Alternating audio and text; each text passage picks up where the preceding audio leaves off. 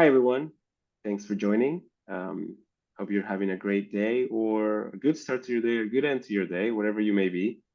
I'm Hernando Buitrago. I'm head of marketing at Privado, and I'm here with a wonderful cast and panel that will be speaking on the topic of legal privacy in action, engaging stakeholders across functions. We have Nishant Bhajaria, as always, a great moderator for this topic, and we're very happy to work very closely with you, Nishant. We also have excellent privacy experts, Claire Coleman, who's Global Head of Privacy at Wise, and Cara Dierman, who's Senior Director and Head of Privacy at Shutterfly. I'll let you take it away, Nishant, and take us through this wonderful conversation. Can't wait to start. Fantastic. Thank you, Hernando. So we have been holding these meetings every so often to create awareness in the community from people in the field on privacy. How do you build a program? How do you improve the program? How do you work cross-functionally? How do you make the case for the budget? How do you showcase results on ROI? So doing the job is more than first principles. Like we can't just say we do the right thing. It's about how do you make the right thing happen? How do you build the stuff? How do you win trust with customers? So think of this as a session for operational wisdom as well as strategic insight. So with that being said, I'm going to just talk about a few things here. How do you create friction point awareness? How do you make sure that you anticipate these issues? How do you create a shared vocabulary and a shared language with engineers, PMs, business leaders, etc.? And how do you improve the program on an ongoing basis? So with that being said, I'll jump into the questions here. So there is no one size fits all privacy program. It varies by company, by situation, by regulation, by geography. But I'm going to put the question to Claire and then Kara. What does an optimum privacy program look like for you? It could be things that are must-haves, cannot haves, nice to haves. I would love to sort of get a sense of what does that look like. You want to go first, Claire? Yeah, sure.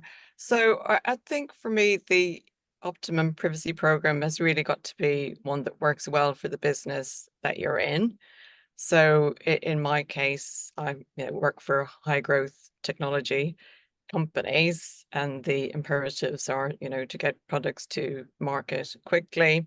And, I'm in a regulated financial services business. So another, key objective is to be able to kind of demonstrate to our financial services and privacy regulators as well that we've, got a handle on privacy risk, and we've got the right processes in place to manage it. So in that context, just thinking about must-haves in terms of the overall program, I think good relationships with the senior stakeholders. So your CISO, your CTO, your head of data governance, good communication with them is, I think, a must-have. For me, also, I think having enough resource to kind of do what's needed to cover the key risks is very important. I think team leaders, we'd always like more resource, but I think having enough to do the job effectively is also important. In terms of nice to haves, I think one thing that's very useful is a good governance structure. So if, as the privacy leader, you have a forum where you are reporting on privacy risks, and that's a forum in which you can kind of make the case for work that needs to be done, cross-functional support that's needed. I think that can be extremely useful in achieving your objectives. And it's not always an easy job making the case for that, with your cross-functional stakeholders, particularly in high growth business. A lot of stakeholders might think, oh, well, do I want my expensive technical resource launching new products or building privacy controls? So it can sometimes take some convincing, but I think the key is, the very clear communication and presenting very clear business cases. And, in that, customer trust is a really big one. And also, meeting standards of the partners that we deal with and that we would like to deal with, as in, big financial institutions. So they've got high standards, and we need to be able to meet those standards as well. So you know, that's one way that I use to get the engagement cross-functionally from the senior stakeholders and the resource. So yeah, those were key thoughts from my side on that one, Nishant. And I'll come back in a moment. That was fantastic, Claire. Claire, I want to jump in. What does a program look like for you that's optimum, balanced, and functional? I agree with everything that Claire said. It's the things that I'll add in and focus on a bit, particularly when it comes to sort of cross-functional support and cross-functional working with a privacy program. Add on leadership support, exactly like Claire was saying, is so critical. The privacy office, at the end of the day, whether it sits in legal or compliance, or even if it's embedded in the business, can only do so much by itself. Really, at the end of the day, our core function is to advise and support the business on the privacy aspects of the business's products and the business's internal operations. And so without leadership support of privacy in products and in operations, it's always going to get deprioritized. So precisely like Claire was saying a minute ago, when people are making those decisions about, what is an engineer going to be spending their time on, is it going to be making this privacy fix or change, or is it going to be, working on a new product launch or something like that? Obviously, in any business, there's going to be trade-offs. There's always more things to do than there are people to do them and time to do them.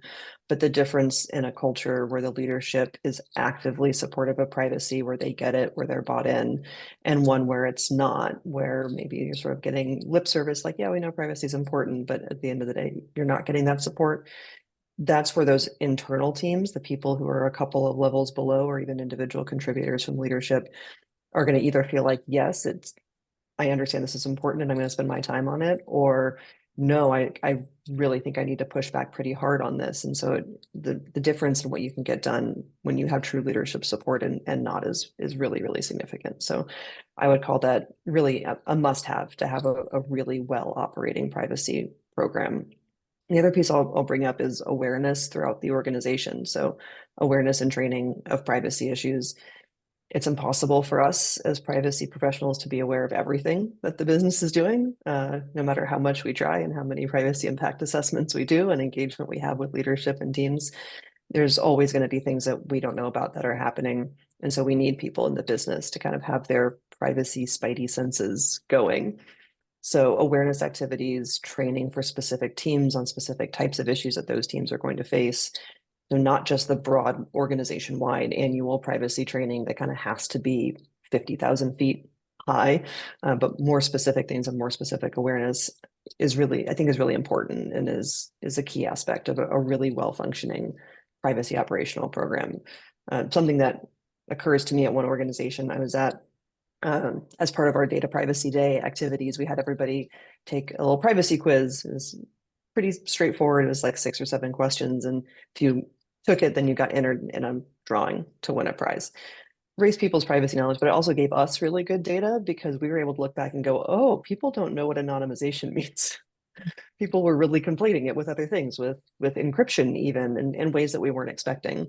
And so it gave us something to go, oh, well, this is something we need to focus on with awareness, because otherwise there will be people who think that they're doing the right thing or think that this isn't an issue because this isn't personal data. Maybe it's anonymized when they didn't quite know what that was. So I'll just add in awareness as something that I think is really critical to a really well operating privacy program, as well as just all of the basic things about what we need to do every day to make sure that we are, checking all of the boxes to make sure that we can show that we're doing what we need to do in terms of our privacy program.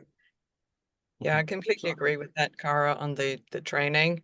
So, different groups need different types of training as well, for, product people to, those dealing with employee data. And yes, every training, online training should have a test. Yeah. The thing I love about both answers from Kara and Claire is the fact that these are learned from the ground. Like, I remember even 10 years ago, the CPOs would traditionally say, here are the first principles: privacy by design, privacy is a human right. And nobody can disagree with those statements at all. But then at the end of the day, everything comes down to choices and data and priorities. Physical security, physical safety, business growth, these are all important. And if you stymie the business, there is no room for customers and there's no room for privacy. So I love the fact that your insights are so practical in nature. But let me just kind of throw a bit of a monkey wrench in the conversation. Was there a specific point in your careers or a conversation where you said, oh my goodness, we're going to have to change and be more active? Because both of you sound like the more activist CPOs of the future rather than the more staid and laid back CPOs of the past. So was there a particular moment, or do you think it was a more gradual change? Like, how did this role shift in your minds? I feel like I've always been very on the ground. I don't know if that's partially because of the types of organizations that I've worked at when I transitioned, and without naming names, having worked in the past for a struggling company you can wind up with much more, I think, on the ground experience, and people are kind of throwing Hail Marys, which makes for a very interesting privacy program. But that's something that's always been important to me, is to really understand from the technical side. Though I do completely agree, Nishant. I think that there has been a bit of a sea change, and I don't know how much of that is from the difference of the role of CPO growing, of the privacy office in general growing, and going from sort of a check the box of, well, we need someone to do it, and okay, here are some basic things you need to do. I think that between GDPR and then CCPA and some of the other laws have gotten passed, we've had to, because of DPIAs and PIAs and all of those activities, get more in the weeds. The other thing, I think there's been enough now in the news of companies making missteps, and right, like, as the leader of a program, the last thing that we want is for there to be something that makes the front page of the New York Times or the Wall Street Journal or something else that we didn't even necessarily know about at the time. So I think all of those things together maybe have caused a bit of a shift, and it's just, privacy's gotten, to be completely frank, a much sexier field to be in. I don't know about you, Claire. When I started in privacy, there were not all that many of us in the field, and it wasn't considered a super interesting subject. They weren't teaching it in law schools, and that really shifted. I think that shift kind of happened between like 2016 and 2018 or so, when GDPR really took off, and there's just a lot more competition now. I don't think that you can be a marketable privacy leader and not be able to speak the language, and not be able to understand what your business's products are, how the technology at least generally works, and frankly be interested in all of those things, be interested in data, be interested in the technology, and be able to learn it. There's enough competition now, or spots enough people coming up who are really interested in the field, who like the field, that I think the sort of, well, I got this job because someone had to do it, and so here I am doing it, but it's all kind of the same to me. In this field, I don't think that it works anymore, to the degree that it ever did. Yeah, I think my journey has been slightly different in that I spent a lot of time at law firms before I then kind of moved into doing kind of purely privacy roles. And when I started out at law firms, as Cara was saying, there was no such thing as a privacy lawyer. That things were a lot simpler. The privacy work that fell to those of us who were doing technology transaction work, and it was your data sharing agreements, your data processing agreements, that sort of thing. And then with big data, that landscape started to change.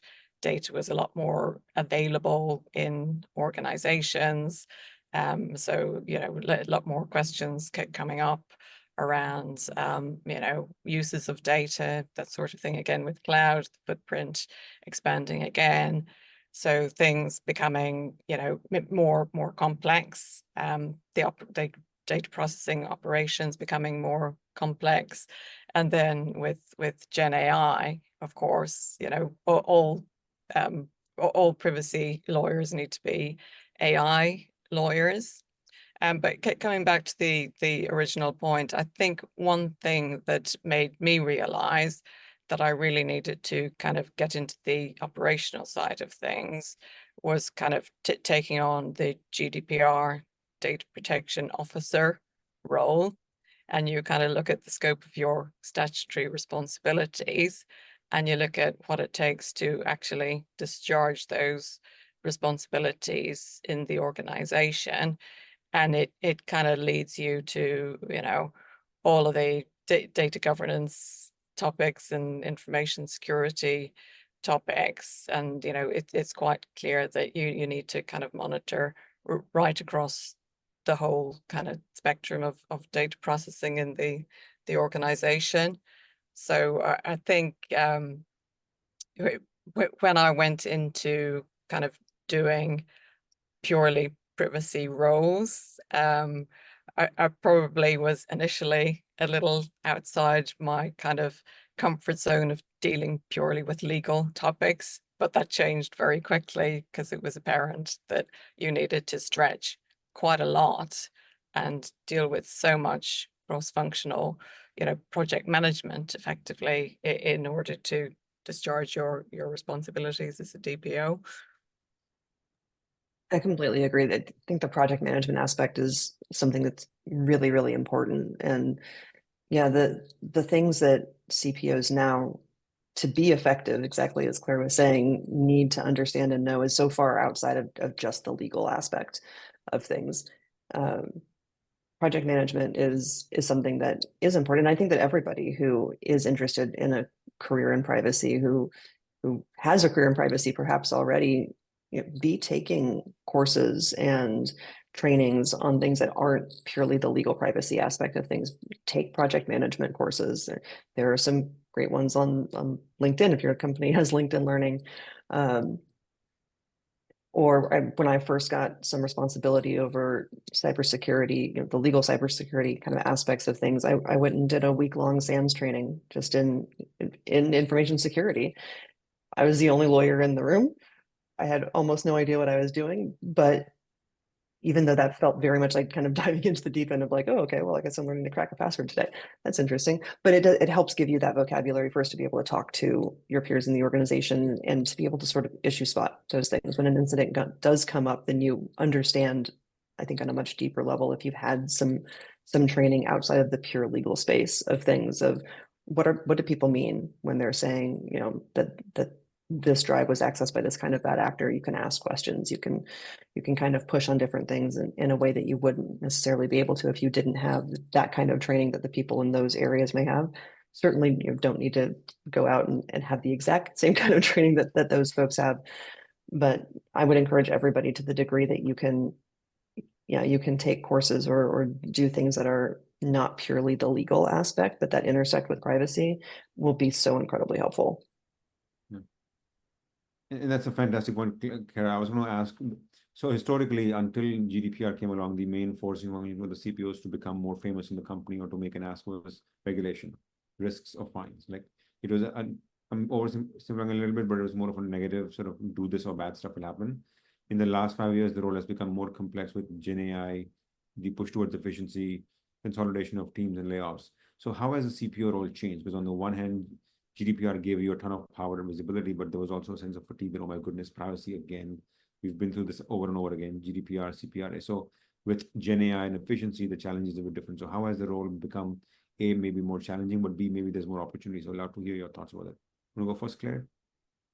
Yes, well, the role has certainly become more challenging.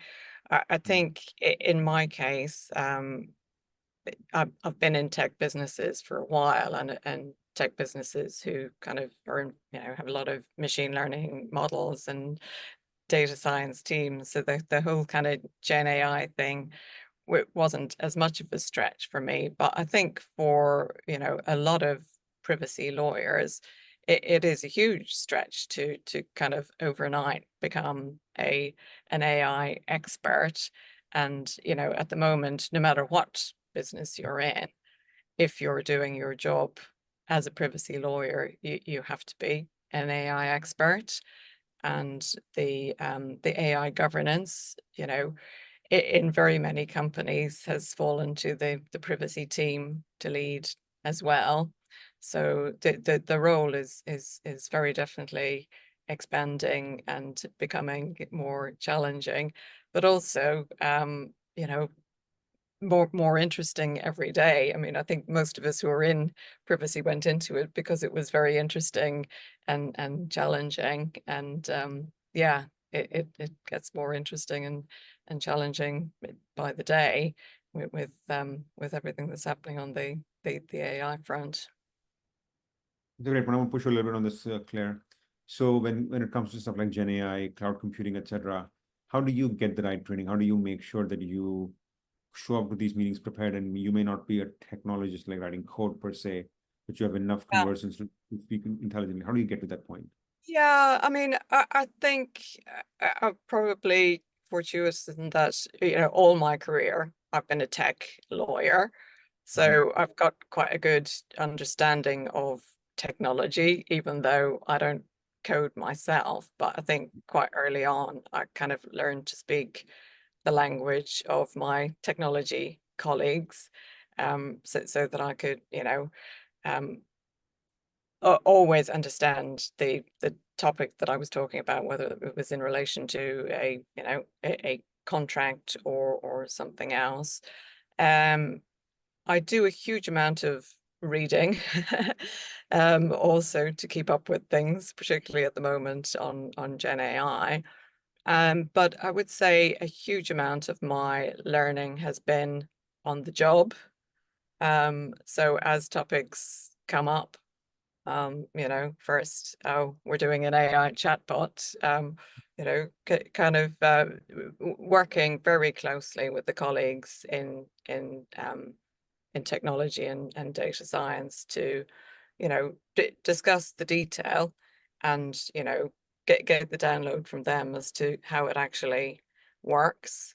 So, you know, I think it's a lot of, you know, building those relationships with the colleagues in technology and, you know, spending the time with them to kind of truly understand the topic of what you're dealing with in every case. So on the job learning, I think, has been the main one for me, as opposed to kind of taking a lot of time out to do courses. You know, I do that when I can, but a lot of it is on the job learning, and I've been lucky to learn from so many great colleagues along the way, particularly in recent years on the AI front, whether it's kind of, you know, machine learning in fin crime or now Gen AI, and also working with model risk teams. I've learned a huge amount from that. But it's seeking these people out and, you know, building the relationship whereby they understand that you want to learn from them, and then they also learn from you in terms of the privacy impact for their world. I love the aspect of getting into people's consciousness before stuff breaks. Like teach them, have them teach you. I think that builds trust as well, because there is no crisis to sort of work towards. The goal is to forestall a crisis. I love the vision there. Kara, over to you, Kara. Thoughts? I mean, likewise and similar reading, right? Like, I hope all of us, right, privacy folks should be reading constantly when it comes to both what's happening in the industry generally, but when it comes to technology as well. And so yeah, be reading the different types of tech newsletters, tech magazines, like just get interested in absolutely, as Claire was saying, I read a ton. And I mean, largely because I'm interested in it, but also because it really is important to understand. And you don't quite necessarily know initially whether something's going to be terribly useful when you're reading about it. But it tends to come up. And I think with Gen AI in particular, it's an interesting, and perhaps it will wind up being a true sea change when it comes to CPOs and privacy professionals, because this feels to me like maybe the first really big time that something's been largely sort of tossed over to privacy as the thing to lead, but that has a lot more to it than pure privacy, right? Because there are so many things when it comes to AI and Gen AI that are IP related, that are reputation related, that are not purely, and it's not even necessarily about personal data, in fact. So Gen AI and AI itself really is a broader thing, and I think that it will cause the role of CPO to continue to shift, and perhaps shift more quickly than it has in the past. You know, we talked a little bit about how it shifted from, you know, maybe some kind of check the box to a much wider range of skills. but this feels like it's also bringing a wider type of thing to be concerned about. I think for most of us, we've been very, very focused completely on personal information. And with AI, it's not just that. And if we're doing a good job helping our companies to have AI governance and helping our companies to do the right thing with AI, then we have to think beyond just personal information. But it does feel like I heard somebody a couple weeks ago at a panel, I think use the term responsible data.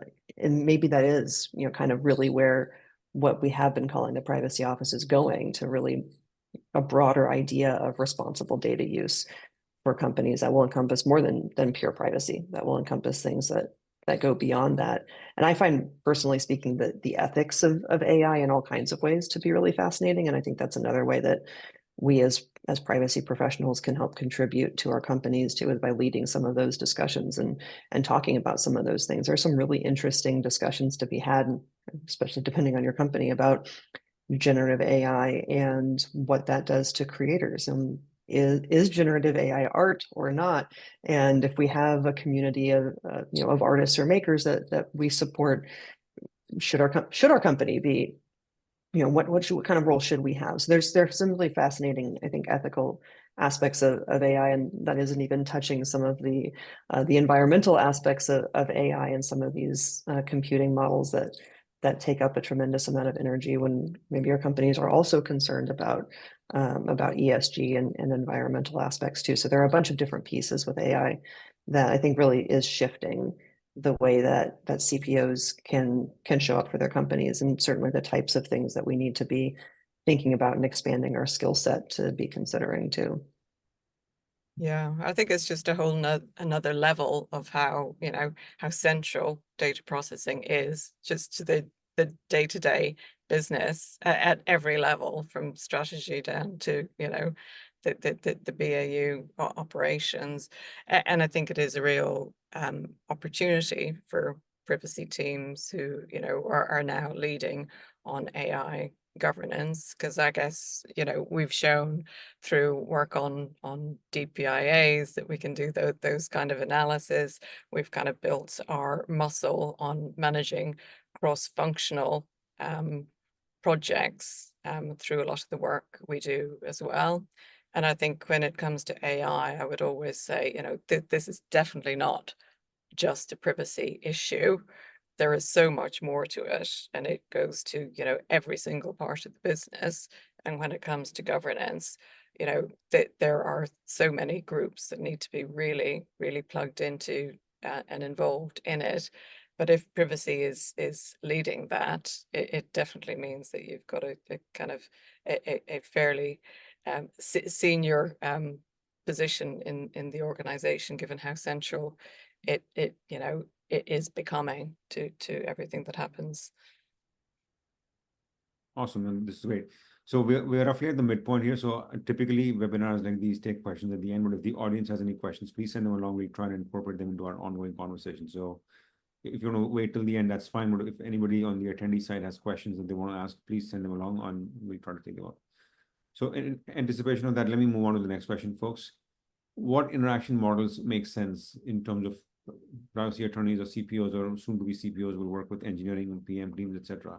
So historically, it was very, very linear, very traditional, where the engineering team builds something, the PM team signs off on it, then the legal team gets to sort of block or not block it, and it's very, very contentious. And that may have worked well when the cadence was slow and the competition was low, but now people are getting features out left and right. There's decentralized teams. So how do you shape an interaction model that is not crisis focused? Like, how do you coach people? I mean, there's some examples already, but how do you start the conversation? Let's assume both of you have begun a new CPO job at a new company today. How would you start shaping that interaction model?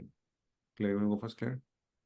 Sure. I think, again, I would say it very much depends on what company you're in, and the approach that you take has really got to work for the company that you're in.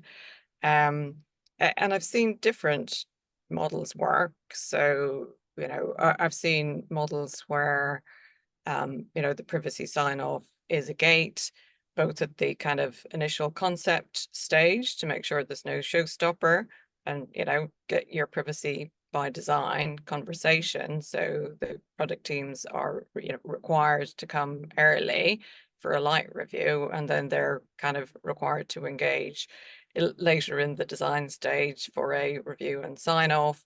And that can work really well because product teams get very used to working with legal teams. They learn the you know, the terminology, they learn the concepts, and they begin to anticipate what the privacy team are going to ask. And, you know, when they do the next product, it'll already be done. And that can be a virtuous circle, and it can work well. I think the danger with it is that it's, you know, it may not be sufficiently scalable, because none of us have infinite privacy teams. So sometimes the potential downside of that is that there is a huge amount coming into the sign-off process for the privacy team, and you know, it may be difficult to, you know, ensure that the higher risk items actually get the type of attention they deserve, as opposed to everything just coming through getting the same kind of box tick review. So that's one kind of model.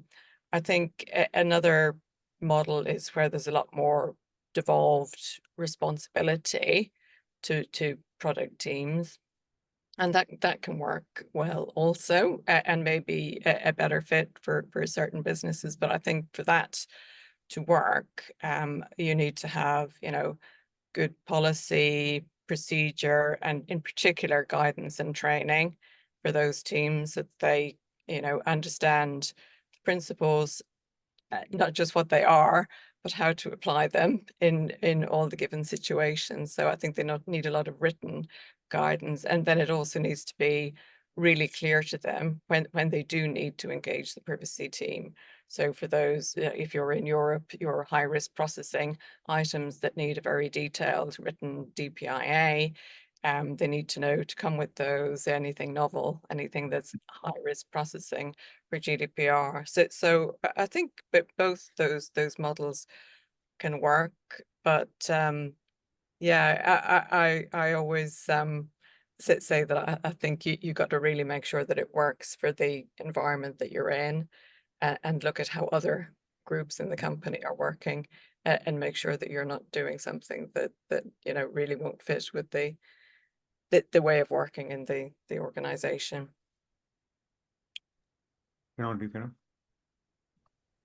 Completely agree with that. I think it is organization specific, and the culture of the organization, how many people you have on your team, how many people are in the teams that you're working with. Are there people who do have dedicated privacy or compliance roles within engineering, within products? All those things, I think, make a difference on the best way to approach it for your particular company. Yeah, things that I'll add, relationship building is extraordinarily important. So if I come into a new company, leading privacy there, one of the first things I'm doing and really focusing on for the first little while is really building those relationships with my head of product, my head of engineering, the heads of different business units, and having regular touch bases. You know, I have monthly touch bases with those folks, just to make sure we're all on the same page. And again, Claire was talking about the virtuous cycle. You know, the more that you talk to people and you raise things and they say, oh, well, we have this thing, you're like, oh, well, yeah, and yes, thank you for bringing that up. We should absolutely talk about that because of this. Then that's raising everybody's privacy awareness, and then they're getting those privacy spidey senses, so to speak, going, so they'll come to you more. So that's one thing I'll just make an extra big note of, is building those relationships with those stakeholders and having those types of touch bases. And if, you know, frankly, if you're in a place where that's something that it just feels like, nope, there's absolutely no way that I could have any kind of regular touch base with the head of engineering or head of product, that's a red flag anyway, that you're certainly not having that kind of leadership support of privacy. Yeah. Getting back a little bit to some of, yeah, I was going to say also for kind of security and data governance, yeah, absolutely, really to catch up with regularly. Yeah, and sometimes it does feel like, oh, I'm taking time out of my day when I could be doing work, to have all of these meetings, but they really are critical, and that's, I feel like, where you find out about some of the most important things, or you can iron things out before they become a big issue. Other things I'll note, and we talked, Claire talked a little bit about, what's already working for the company, where there are gating processes, where there are things that, the company's already doing that people are used to. We got our PIA into just the basic Jira and like the way the engineers are working. And so like, okay, yeah, you're going through your Jira stuff and you've got, oh, have you done a PIA? You got to check a box and they're comfortable with that. So it works well for them. And then in terms of building resources, like what Claire was saying, if there are things that are repetitive, if there are things that they're not going to dramatically change from time to time, like somebody wants to stand up a new website. Okay, like we've got a wiki doc of like, what does it need to have? Well, it needs to have a link in the footer that needs to say, do not sell or share my personal information. And that link needs to do this, and it needs to have this type of cookie banner. Those are things that are going to be kind of the same. So wherever there are those things, you can identify where there are like, yep, I'm going to be pretty much giving the same advice on that particular type of thing. And you can build resources for that. You may still want to know about them. You probably do. You may still want to have people come talk to you about them, but having those resources in place for people to be able to go and like, oh yeah, okay, I don't have to have my team spend time, either writing out an email with all of those same things again, or, talking for an hour to somebody when we're going to give that advice over and over again. Building those types of resources out can be very helpful.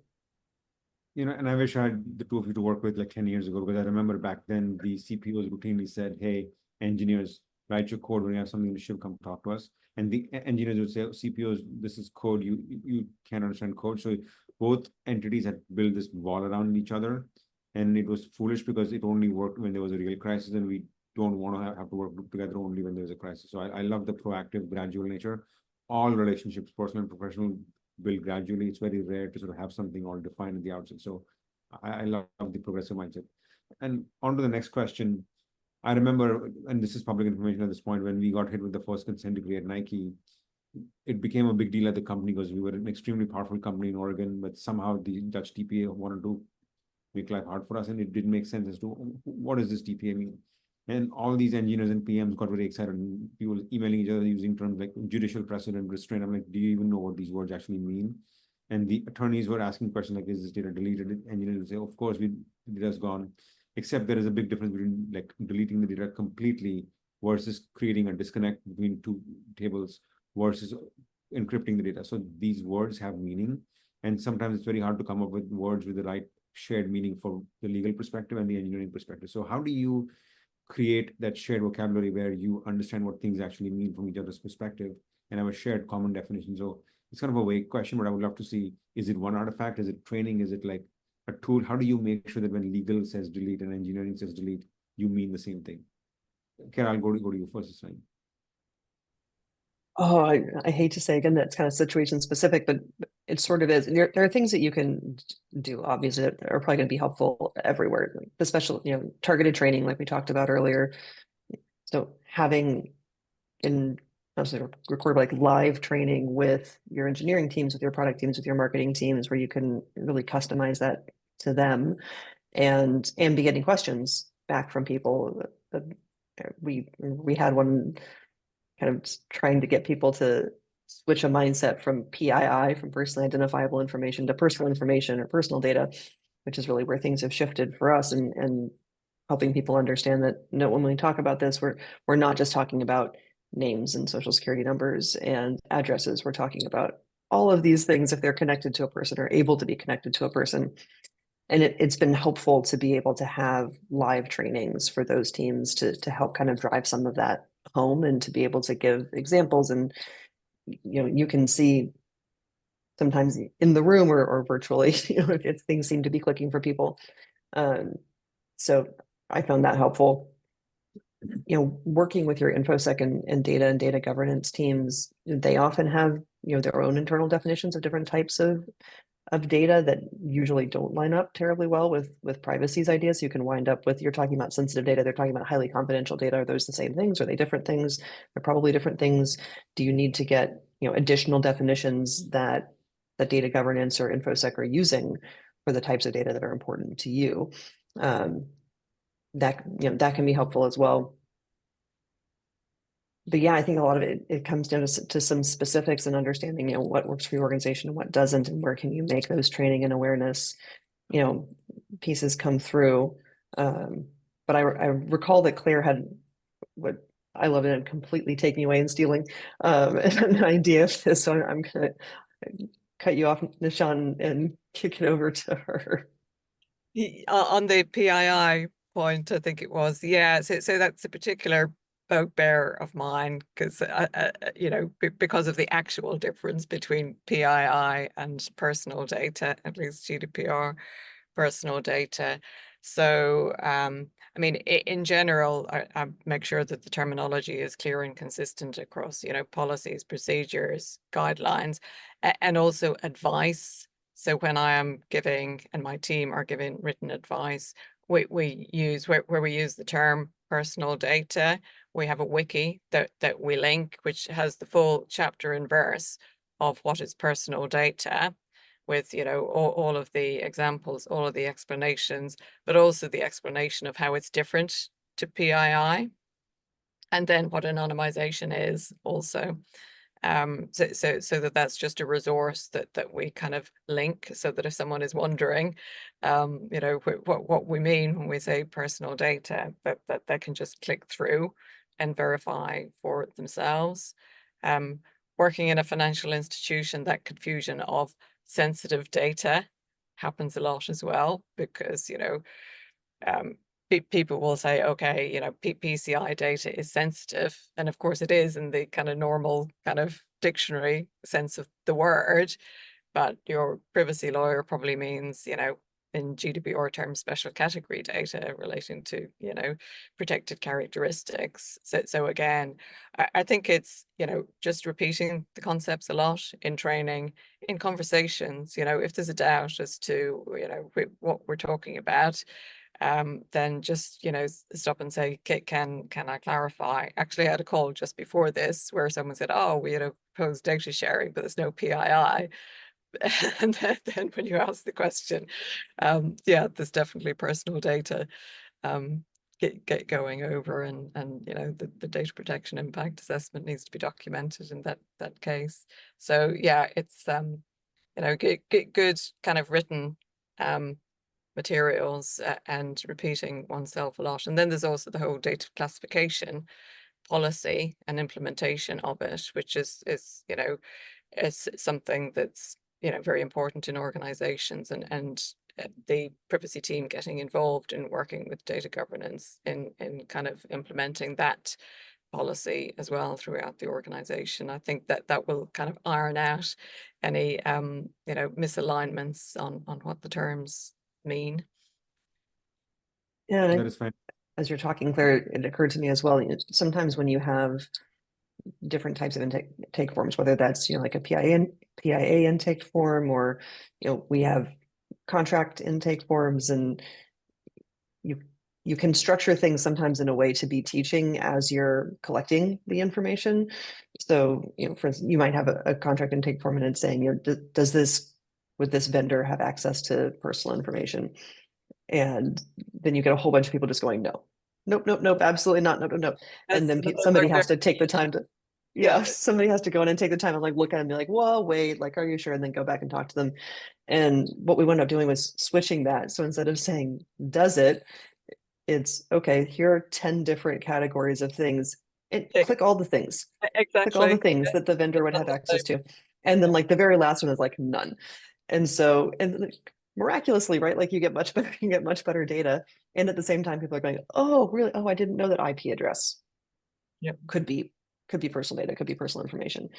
So sometimes structuring things in a way to actually be providing more targeted information to get better information back both teaches people and also prevents some of that misunderstanding, so that people aren't even given the chance to make an assumption about it. Instead, you're sort of directing them down the path of, I'm going to make you think about this the way that I'm thinking about it, because when I'm thinking about whether there's personal information, these are the types of things that I'm thinking about.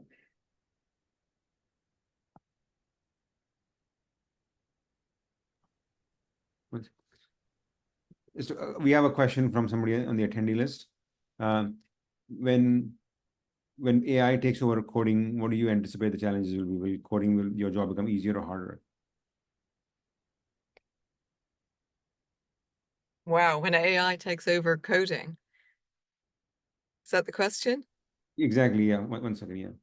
Yeah, I mean, our jobs are definitely getting more difficult. And you know, I think there's definitely going to be more working in the gray with AI. And you know, sometimes if you kind of look at the big picture and how things could develop, you think, oh, well, you know, how are we going to actually maintain privacy in this new world? You know, how big a challenge is this for us? You know, and are we going to be able to manage things in the way that we do today in a few years' time? And I guess I kind of looking at the way some of the regulators are approaching that, I think it just comes back to the first principles. You know, we all know the importance of personal data, and we all know the kind of risks to individuals when their personal data is misused. So it's always going back to the first principles, no matter what activity is happening, and saying, okay, you know, how are we managing these risks? And kind of working from there. But yeah, I'm sure we'll have plenty of interesting challenges on the road ahead when it comes to AI.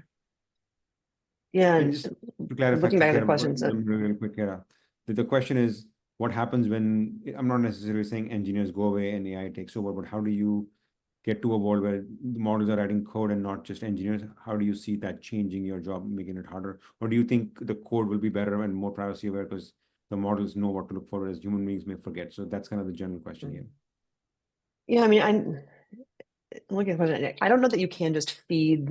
I don't think you can practically feed GDPR and CCPA and things into a model and have it mean a whole lot. And part of that is because they're definitely written for humans, and they're very much written not with hard and fast rules, right? So both GDPR, CCPA, VCDPA, all of those laws, you know, a lot of it is about things like, well, you know, you should be not keeping data for longer than is reasonably necessary. You should be, you know, you should have a legitimate purpose for processing the data. Perhaps we'll get AI to a point at somewhere in the future where it can try to make those types of distinctions, but I can't really imagine how we would do that now. So I'm not even quite sure what responsible coding would look like from an AI perspective when it comes to privacy. So we could definitely, I'm sure we could put in rules and do training on, you know, what types of data should we be ingesting into a model. But I think that we're going to be needing humans in the loop for quite a while. And my suspicion is that if we did try to really outsource a ton of coding to AI, that you would be more prone to wind up with less privacy protective coding practices than you would with humans in the loop, partially because it's easier. And the business is always going to be thinking primarily from the business perspective of we want to get the thing done. Yeah, so I struggle to think of how you would be able to train an AI coding model in a way that it would be coming up with responsible privacy practices while at the same time not being so locked down that the business would be completely unwilling to use it because it wouldn't be doing any of the things that the business wanted it to do. So yeah, so I guess that's kind of where I come out a bit on that. I think you're going to need to have humans in the loop for quite a while. My suspicion would be that if we tried to really outsource a ton of it, then it would be much more challenging for us on the data privacy side, because you wouldn't have somebody being able to kind of make that like, oh wait, like what's the purpose that we're collecting this for? Yes. So do we need that? Very interesting DPIA to read for the deployment of those tools. Yes, absolutely. And I think we're down to the last few minutes here, and there's a question I'm going to repurpose a little bit. So the question is just to confirm, when you refer to creating linking to wikis, are these internal wikis or the external ones? So I'll leave that question out. Then also ask, what does creating wikis look like for both of you? Do you guys just create stuff internally for engineers to consume, or do you partner with engineers often to write something that is more external facing to sort of like speak on behalf of the company? So how does the CPO role look like with that? In the yeah. sorry, you go, Clara. I was just, you know, for us, because I think it depends on your company and what type of company you are.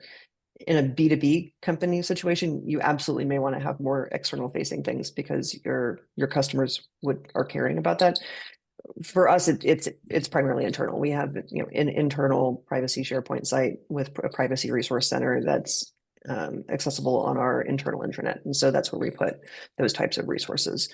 But you know, having worked in the past at more B2B companies, yeah, we would absolutely sometimes decide to, you know, obviously that's a bigger decision that lots of people need to be involved with from a, you know, reputational risk perspective. But that's the situation more where you may want to have something external facing if you have, you know, sort of big business customers where that would be, you know, very, very helpful to them. Yeah, and I think when I was referring to wikis, that they would be all internal and bespoke, because often they're drafted to kind of deal with specific you know, confusions or misunderstandings that have come up. So they're kind of, you know, very targeted to the audience that you're directly working with. Yeah, and I would very seldom, maybe part of the question too is like, are there external resources that you just point people to that you didn't create? I'm almost never, for the exact reason that Claire said, like the bespoke nature is really, really helpful. And my experience is that most of the external resources, while they can be extraordinarily helpful for me or my team as privacy professionals, they either provide way too much information that somebody who's not an attorney or not a privacy pro would either struggle to interpret or might interpret incorrectly, or they just aren't as applicable to the precise thing that we're talking about with our company. And so you can wind up with people getting a kind of wrong idea. I think all lawyers probably understand the risk of the folks going, well, I researched and this, and I think it's not a problem because, which, you know, obviously usually not necessarily the case. So yeah, I for almost anything like that where we're going to really have it be repeatable, I would be very hesitant to send somebody to an external resource unless I had really, really vetted it, but mostly they're created bespoke for our own company internally. I think the same goes for training. You know, there are lots of kind of training modules you can buy, but it's kind of not at all useful if it's not been tailored to the environment that you're in. And all, you know, privacy laws are principle based. So, you know, your average engineer reading something wants, you know, actionable specifics, right? So that's what I try to do in the training. So kind of, you know, put it in the context of one of the company's products and a, you know, a real life example that's come up, so that when someone reads it, it actually comes to life. And this is what was actually done to implement this principle. Because, you know, people are just reading principles in a training, they'll just glaze over completely. Totally. So we're almost at the end. Any last minute questions of the audience? I want to just give people 30 seconds. And if not, Claire, Kara, do you want to like have any closing thoughts? Anything do you want to close with here? I guess from my perspective, really enjoyed the discussion, and I think it's been great to give this topic a session of its own, because it's just so important to what we do as privacy professionals.